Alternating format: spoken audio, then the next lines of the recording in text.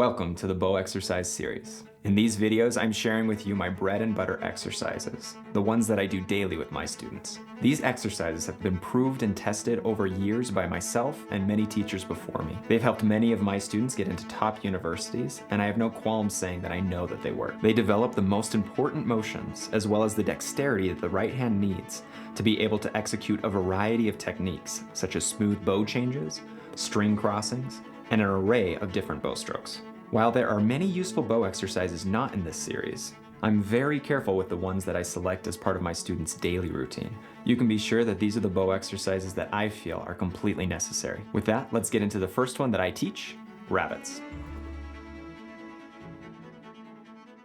The purpose of rabbits is to solidify your bow hold, as well as creating balance and flexibility in the hand. Here's a quick run through of the exercise, and then we'll explain each part. Rabbit, bite 2, 3, 4, 5, house, flexibility, tap, tap, tap, tap, hugs 2, 3, 4, 5. So to begin the exercise, I like to rest the bow on my left hand so that the right hand doesn't have to support the weight of the bow.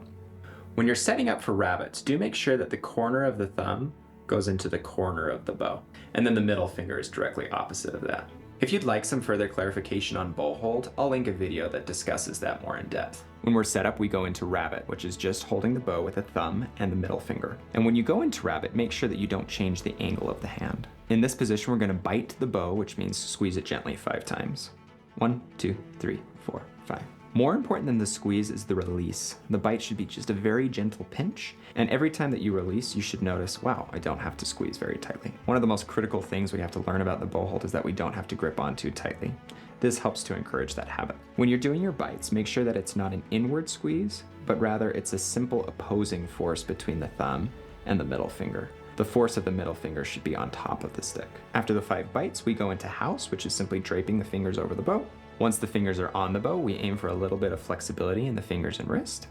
And then we tap the index finger twice and we tap the pinky twice. 1, 2, 1, 2. The taps are again a check to make sure that we're not over gripping. Both the index and the pinky should be very passive at this point. The final step is 5 hugs, which are not 5 strangles, they're very gentle. Hugs 2, 3, 4, 5. Make sure that when you do hugs, it's not an inward squeeze, but rather it's simple force on top of the stick. When we put the bow on the string, the only force that's going to change the tone that we produce is the force that we exert on top of the stick. So that's what we're practicing here. Grab your bow if it's handy, or even just a pencil, and let's get into a flow of doing these together. Rabbit, bite 2, 3, 4, 5, house, flexibility, tap, tap, tap, tap, hugs 2, 3, 4, 5. Rabbit, bite 2, 3, 4, 5, house, flexibility, tap, tap, tap, tap, hugs 2, 3, 4, 5.